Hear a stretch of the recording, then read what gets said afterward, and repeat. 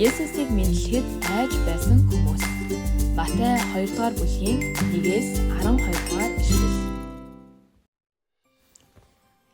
Ирхэм хүүхдүүдээ, Есүс энэ газарт ирсэн энэхүү сайн мэдээ өнөөдөр ч Библиэд байна. Харин энэ мэдээг зөвхөн Библи дотор нь үлдээвэл бид Иерусалимийн хүмүүс шиг л болно. Бид Есүс бидний төлөө ирсэн гэдгийг мэдэж байгаа учраас түүнд талархаж энэ сайхан мэдээг бусдад түгээн хуваалцъя. Есүс төрлөө. Бидний хүлээсэн хаан бидэн дээр ирлээ.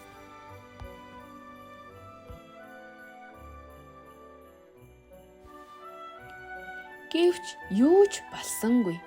Хинч Есүсийг хайж очих талаар бодсонгүй. Түүнчлэн энэ мэдээг тараахыг ч хүссэнгүй. Тэд Херод хаанаас айсандаа Есүсийн төрсөн тухай дуугарч ч зүрхлээгүй бололтой. Хожим нь Херод хаан нялх Есүсийг алах гэж Бэтлехэм хотод 2 хүртэлх насны бүх эрэгтэй хүүхдийг хөнөөх зарлиг хүртэл гаргасан билээ.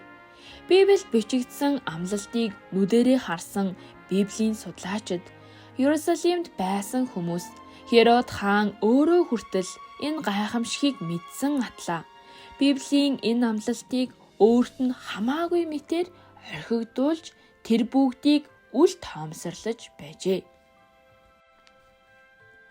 Зүүн зүгийн хүмүүсийн ярьсан зүйлийг сонссныхоо дараа Херод хаан судрын мэрэгдийг дуудан Христ хаан төрнө гэж бичсэн байдаг вэ хэмээн асуужээ. Мэргэд хариулахдаа Библиэд ийм үг бий. Юда нутгийн Бэтлехэмээ, Юдагийн дээдсийн дунд чи огтхонч дорд бус. Ард түмэн минь болох Израилийг хариулах өдөрдөгч чамаас гарах болно гэж хэлсэн байна. Херод хаан бодол давтав. Библиэд урьдчилан хэлэгдсэн хаан үнэхээр төржээ. Мөн алс хол холоос хүмүүс од дагаж ирсэн байна. Тэгвэл энэ мэдээг хүмүүсийн дунд зарлах ёстой биш гэж үү? Израильчуудын олон жил хүлээсэн хаан нь ирсэн байна шүү дээ. 2000 жилийн өмнө Есүс төрөх үед Израильчуудын ихэнх нь тэр төрснийг мэдээгүй байжээ.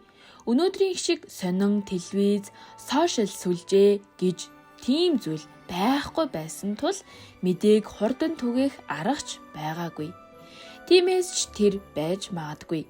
Библиэд бичснээр Есүс төрсний дараа түүнийг ирж үзсэн цорын ганц хүмүүс бол зүүн зүгийн холын нутгаас ирсэн мэргэд болон хонио хариулж байсан хончид байв. Гэхдээ үнэн дээр Есүс төрснийг мэдсэн өөр олон хүн байсан нь Иерусалимийн хүмүүс юм. Учир нь зүүнээс од дагаж ирсэн мэргэд Иерусалимд хурж "Шинэ хаан төржээ. Тэр хаан байна вэ?" хэмээн асууж мэдэгдсэн байлаа. Энэ бол тун онцгой явдал байв.